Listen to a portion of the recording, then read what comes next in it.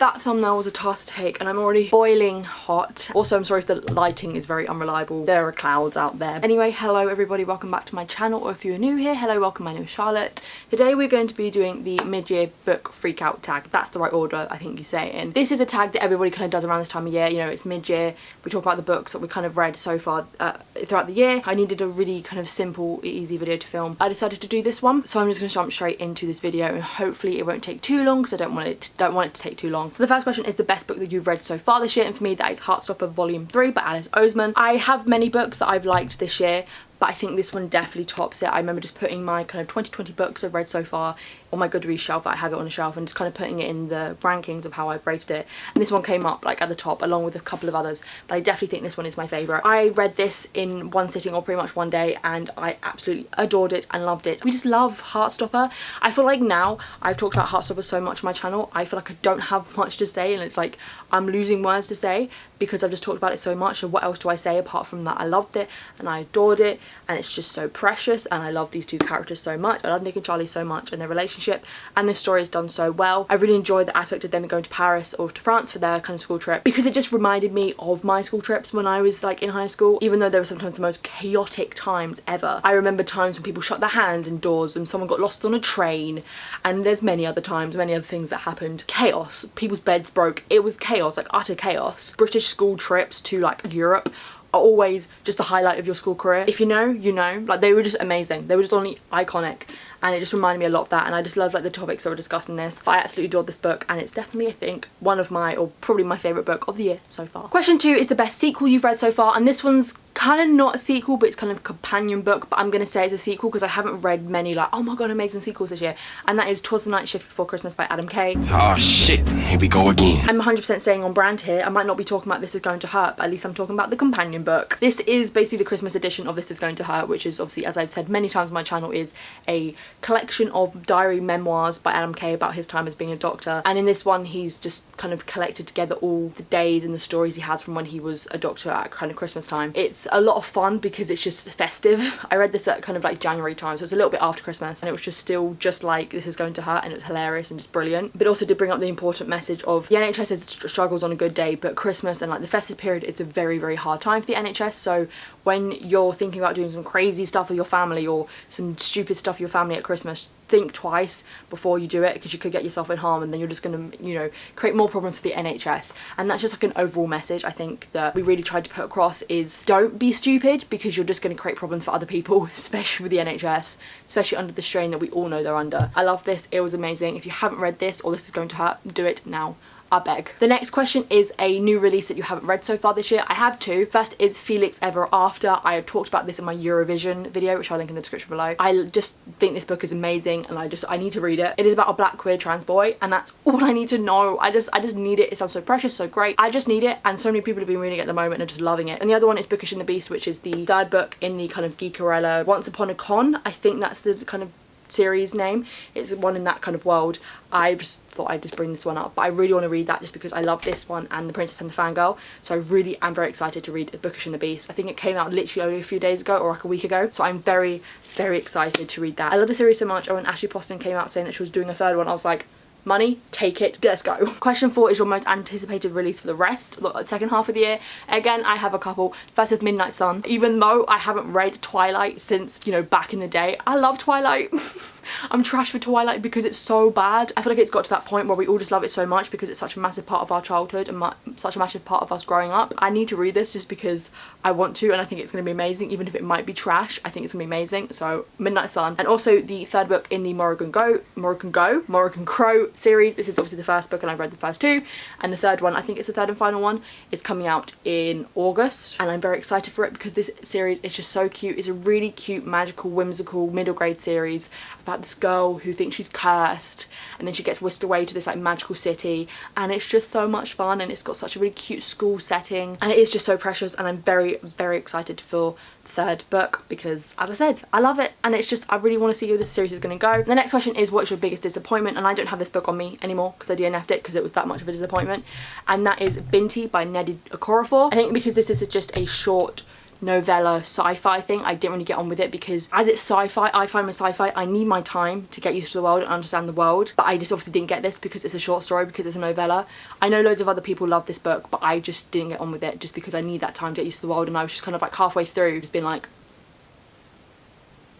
but it has opened up my eyes to Afrofuturism, which I'm very intrigued by and really do want to read more. If you want any recommendations, Monica over Mooney Reads, she has like loads of videos, or a few videos about Afrofuturism. She loves that genre, and so she's got a few recommendations, I think. So I'll link her channel in the description below. She's great. I definitely want to read more. It wasn't that it was that genre that I didn't like about the book, it was the whole sci-fi kind of short novella aspect of it. But I think it was a bigger book, more fleshed out. I definitely would have loved it more, I think, because I liked that aspect. I like the aspect of it being Afrofuturism, but unfortunately it just wasn't for me. And the next question is your biggest surprise, and my answer for that is A Study in Charlotte by Brittany Cavallaro. I went into this knowing I was going to like it, but I didn't know that I would love it and I'd fall in love with it, and I fall in love with Jamie Watson. He's just so precious, and I just love this series so much. I did tweet, literally, like when I'm filming this, I tweeted this yesterday, that I don't think I get on well with TV and film adaptations of Sherlock Holmes or retellings of that, but books I'm good because I really enjoyed this. But I think film and TV, for some reason I just don't get on with it.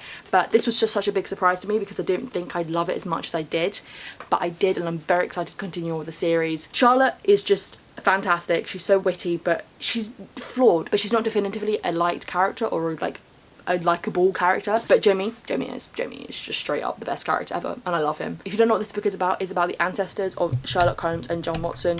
They're at school together, and then crime happens and murders happen, and they have to solve it, and it's just YA Sherlock Holmes retelling, and I love it, and it was great. I kind of want to find a Sherlock film / TV show adaptation that I actually like, because I've tried the BBC Sherlock show, and I've tried the one at least of the Robert Downey Jr. films, and I just couldn't get on with it.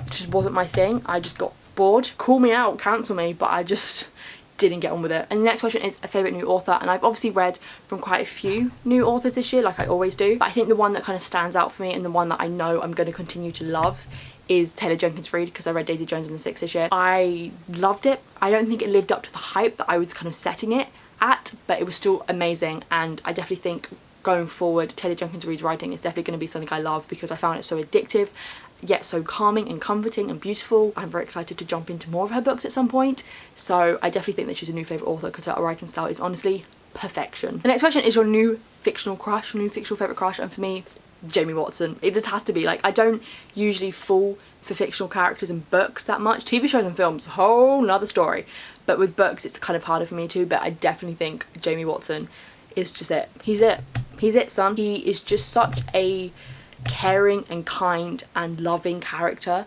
that you just want to protect, and you just want to say like, yo, I'm here for you, I will protect you to the end of your days. He's just perfect boy material, perfect boyfriend material. I will take him any day. The next question is your new favourite character. For me, that is Daisy Jones from Daisy Jones and Six. I think she's my new favourite character because she's so flawed and because she's not a good person.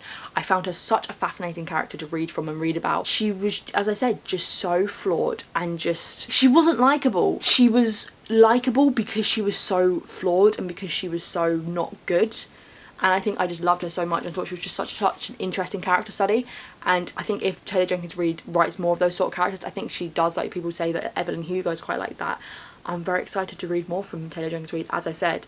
But Daisy Jones was definitely just such, even though she frustrated me when I was reading it, I was like, this girl, I swear to God, she was such a great character to read about because she was just so flawed and so developed and so deep, and I just want to read more characters like that from Taylor Jenkins Reid. The next question is a book that made you cry, and fun fact, I rarely cry at books. Like, honestly, I shed a tear once every 6 months, but this book brought me to tears. I sobbed on a Monday evening for like 2 hours straight. It was a great time, and that is The Nightingale by Kristen Hanna. Do I need to tell you why? Because I feel like, obviously I can't tell you why because it will spoil the book, but this book is honestly just so emotional and it killed me. This book is set in World War II in France, following these two sisters who kind of play two kind of different roles within the war. It spans over like basically the whole war, and it's just so emotional because obviously it's based on true stuff. Obviously it isn't like a romanticized like, oh my god, this girl's gonna fall in love with this soldier in, you know, the war. It is just taking real events and just I I don't want to say any more because I don't want to spoil anything at all, but this book broke me to the core. Never cried so hard reading a book. I don't think I'll ever forget that time in my life. I also got my mum to read it and she absolutely loved it. I low-key want to reread it again, but at the same time I don't want to like cry my eyes out again. If you want to cry, read this. The next question is a book that made you happy, and for me that is Heartstopper Volume 3. I don't think I need to say much because obviously I spoke about it in the beginning of the video, but it was just such a great book, one of my favourites, and it just made me so happy. Even though some hard stuff does happen in surrounding like eating disorders and obviously homophobia, it is just still so happy because at the end of the day it's positive. It's all about kind of pushing through and being there for one another. I think I was over at friends while they were just like being normal and talking, and I was just there reading it being like, I'm gonna cry. It was just so beautiful and I loved it, and I love this series so much, and it makes me so happy. The series just makes me so happy. The next question is the most beautiful book that you've bought or received. I've actually only hauled 12 books so far this year, and I'm very proud of that because that's like 2 books a month. But I have got a couple of books I did buy myself that I love the covers for, and that is Daisy Jones and the Six. Everybody I think in the US raves about and really wants this UK hardcover. I don't usually get hardcovers, but I saw it in the charity shop for like £2 and I was like, snatch that. I absolutely love this cover. I love the colours and I just think it's just beautiful. And the other one is Chain of Gold. Once again, the colours and just the heaviness of it, like the orangeness of here, and then the inside with the kind of pictures and the photos. Honestly, it's just such a beautiful book, and surprisingly both of these are hardcovers, and I'm not a hardcover person. Like, I still read them, but they're not my go-to. It kind of just shows that I think hardcovers do always have the better covers. And the final question is any books that you need to read by the end of this year, and I've got 4. I've got 4 that are very varying in genres, and I'm going to do the physical ones that I've got on me now. The first one is Twilight. I need to reread this series. I've been meaning to reread it for so long, and I've just been kind of putting it off. I don't know why, because I feel that once I read the first one I'm going to want to read the rest of the series because it's going to get so really addictive. I think I'm both really desperately wanting to reread it but also nervous because I feel like I'm going to either put high expectations on it to be really bad, or I don't know, I just feel like I'm just a bit intimidated.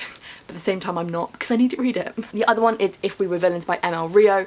I once again picked this up in a charity shop and it just sounds so amazing, and I know Shannon over on 155 Books loves this book so much. It's like dark academia, Shakespeare, acting, murder mystery. Do I need to say more? I don't know why I haven't got around to it. I think I was meant to read it for like my owls or something, but then like prompts changed. Why have I not done it yet?